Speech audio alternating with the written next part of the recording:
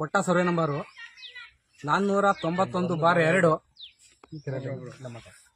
491/2 ಇಲ್ಲಿ ಅಕ್ರಮವಾಗಿ ಪಂಚಾಯಿತಿನಲ್ಲಿ ಬಾಡಿ ನಮ್ದು ಐತೆ ಎಂಬ ಉದ್ದೇಶಕ್ಕೆ ಇಲ್ಲಿ ಅಕ್ರಮವಾಗಿ ಮನೆ ಕಟ್ತಾ ಇದ್ದಾರೆ. ಜೊತೆಗೆ ಇಲ್ಲಿ ಒಂದು ಬೋರ್ ಇತ್ತು, ಇಲ್ಲಿ ಬೋರ್ ಅನ್ನ ಮುಚ್ಚಿದ್ದಾರೆ. ಇಲ್ಲಿ ಒಂದು ಪಂಪ್ ಹೌಸ್ ಇತ್ತು, ಅಲ್ಲಿ ಆ ಪಂಪ್ ಹೌಸ್ ಅನ್ನು ಕಿತ್ಕೊಂಡು ಅವಲಿ ತಳ್ಳಿದ್ದಾರೆ. ಸರ್ಕಾರಿ ಇದನ್ನ ಏಕಾಏಕಿನ ಪಂಚಾಯತಿನ ನಂದು ಎಂಬ ಉದ್ದೇಶಕ್ಕೆ ಅವರು ಅಕ್ರಮವಾಗಿ ಏನೆಲ್ಲ ಮಾಡಿದ್ದಾರೆ. ಆಲ್ರೆಡಿ ಇಲ್ಲಿ ವರ್ಷಕ್ಕೊಂದ್ಸತಿ ಆಷಾಢದಲ್ಲಿ ದೊಡ್ಡದಾಗಿ ದೇವಸ್ಥಾನ ಇದೆ, ಜಾತ್ರೆ ನಡೆಯುತ್ತೆ. ಇಡೀ ಗ್ರಾಮಸ್ಥರೆಲ್ಲ ಇಲಾಖೆ ಹೋಗ್ಬೇಕು, ದಾರಿಗೆ ಕಾಂಪೌಂಡ್ ಕಟ್ತಾ ಇದ್ದಾರೆ. ಕೇಳಿದ್ರೆ ಇಲ್ಲ ನಾ ಕಟ್ಟದೆ ಅಂತ ಹೇಳಿ ವಾದ ಮಾಡೋಗ್ತಾರೆ. ಪಂಚಾಯತಿನೇ ನಂದು, ಅವ್ರು ಇನ್ನೇನ್ ಮಾಡ್ಬಲ್ರು ಗ್ರಾಮಸ್ಥರ ಎಂಬ ಲೆಕ್ಕಕ್ಕೆ ಮಾತಾಡ್ತಾರೆ. ದಯವಿಟ್ಟು ಇದನ್ನ ಈ ಯಾರಿಗೆ ಸಲ್ತಕ್ಕದ್ದು ಅಧಿಕಾರಿಗಳು ಬಂದು ಇದನ್ನ ತೆರವುಗೊಳಿಸಿ ನಮ್ಮ ಊರಿಗೆ ದಾರಿ ಬಿಡಿಸ್ಕೊಟ್ಟು ಒಳ್ಳೆ ಕೆಲಸ ಮಾಡ್ಕೊಡ್ಬೇಕು ಅಂತ ತಮ್ಮಲ್ಲಿ ಕೇಳ್ಕೊತಾ ಇದ್ದೀನಿ. ಈ ವಿಷಯನ PDOಗೂ ಹೇಳಿದೀವಿ, ಅವ್ರು ಯಾವುದೇ ಕ್ರಮ ಕೈಗೊಂಡಿಲ್ಲ. 2-3 ಸಾರಿ ಕಂಡಿದೀವಿ, ನಾವು ಅರ್ಜಿನೂ ಕೊಟ್ಟಿದೀವಿ.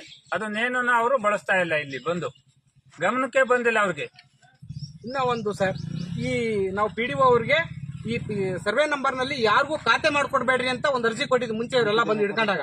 ಆದ್ರೆ ಅವ್ನು ಕಟ್ಟಿರ್ತಕ್ಕಂಥ ಪಾರ್ಟಿ ನಾನು ಕಿಮ್ಮತ್ ಕಟ್ಟಿ ಕಟ್ತಾ ಇದ್ದೀನಿ, ಅದೇನ್ ಮಾಡ್ತೀರಾ ಮಾಡ್ರಿ. ಕಿಮ್ಮತ್ ಹೆಂಗ್ ಕಟ್ಟಿಸ್ಕೊಂಡ್ರಿ ಇವರು?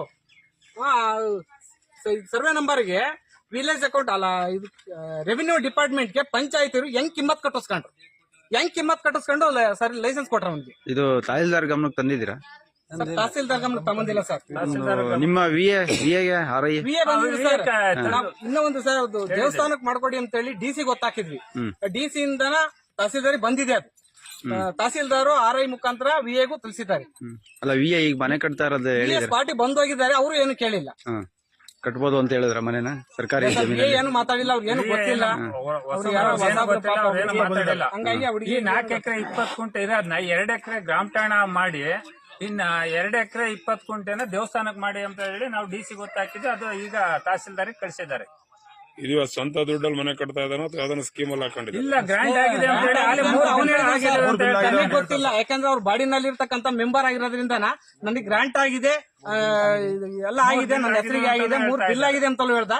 ಅದು ನಮಗ್ ಗೊತ್ತಿಲ್ಲ. ಯಾಕಂದ್ರೆ ಅವ್ರು ಪಂಚಾಯತ್ ನಲ್ಲಿ ಇರ್ತಕ್ಕಂಥ ಬಾಡಿ ಅಲ್ವಾ, ಅವ್ರು ಏನ್ ಬೇಕಾದ್ರೂ ಮಾಡ್ಕೋಬಹುದು. ಕಟ್ತಾ ಇರೋದೇ ಅಕ್ರಮ. ಮನೆ ಕಟ್ತಾ ಇರೋದೇ ಅಕ್ರಮ. ರೋಡಿಗೆ ಕಟ್ತಾ ಇದ್ದಾರೆ.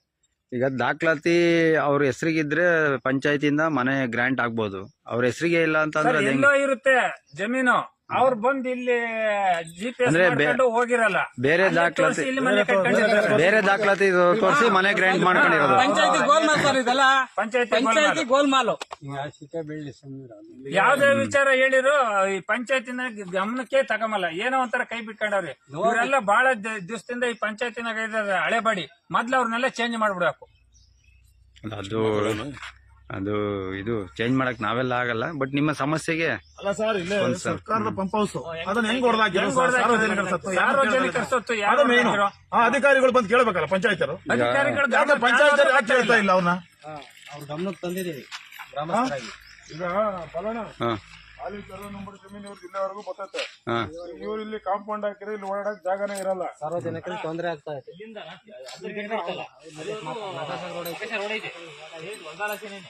ಈಗ ನಕಾಶೆ ರಸ್ತೆಗೆ ಈ ತೊಟ್ಟಿ ಕಟ್ಟಿದ್ದಾರೆ. ನಕಾಶೆ ರೋಡ್ಗೆ ಕಾಂಪೌಂಡ್ ಪಾಯ ಹಾಕಿದ್ದಾರೆ. ಈಗ ದೇವಸ್ಥಾನ ಅದಕ್ಕೆ ದೇವಸ್ಥಾನ ಆಷಾಢದಲ್ಲಿ ವರ್ಷಕ್ಕೊಂದ್ಸರಿ ಜೋರ ನಡೀತದೆ.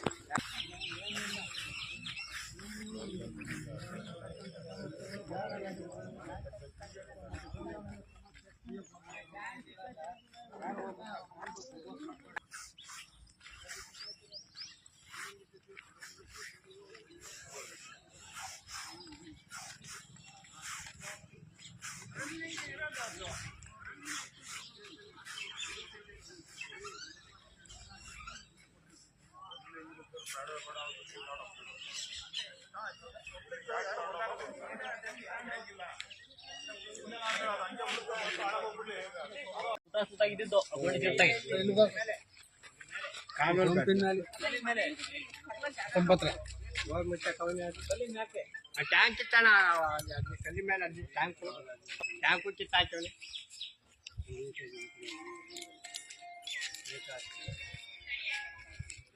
ಏನಮ್ಮ ಗ್ರಾಮಸ್ಥರು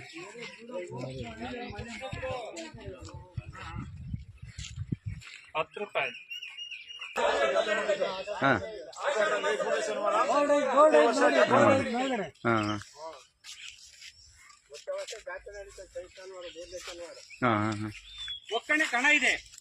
ಏನ್ ಸರ್ ಇದು ಮಾಡ್ತಿದ್ದೀರಾ? ಒಕ್ಕಣೆ ಕಣ ಇದೆ. ಇಲಾಸಿನ ರೈತರು ಏನಾದ್ರೂ ಮಾಲ್ ತರಲೇಬೇಕು. ಮಾಲ್ ತರಕ್ಕೆ ದಾರಿ ಇಲ್ಲ ಅಂದ್ರೆ ಎಲ್ಲ ಸಿಗುತ್ತಾರೆ ರೈತರು. ಒಕ್ಕಣೆ ಕಣ ಏನಕ್ಕೆ ಮಾಡಿಸಿದೆ ಪಂಚಾಯತಿ? ಅದೇ ಪಂಚಾಯತಿ ಮಾಡ್ಸಿರೋದು ಎನ್ಆರ್ಜಿನಾಗೆ.